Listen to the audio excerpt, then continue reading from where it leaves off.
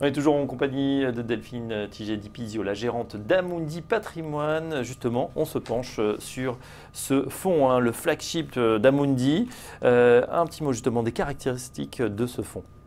Alors c'est un fonds, comme son nom l'indique, qui est patrimonial, donc avec un risque modéré. Pour quelqu'un qui veut faire fructifier son épargne sur un horizon de 5 ans, mais en n'ayant pas trop d'à-coups de marché. Donc pour ça, nos moteurs, c'est on investit sur des actifs risqués et on contrebalance avec de tout type de valeurs refuge. Alors les actifs risqués, on comprend bien, ça va être les actions, les actions, mais pas que. Vous avez aussi dans le marché obligataire des obligations qui peuvent être un petit peu plus risquées que la normale, que les obligations d'État, qui ne rapportent rien, on le rappelle. Exactement, comme par exemple les obligations au rendement.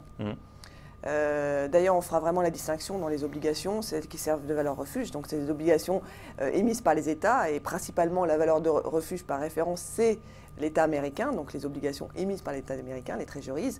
Et puis à côté de ça, on a les obligations émises par les entreprises, qu'elles soient plus ou moins risquées, les plus risquées étant les obligations au rendement, qui aujourd'hui offrent dans un univers de taux bas un petit peu de rendement.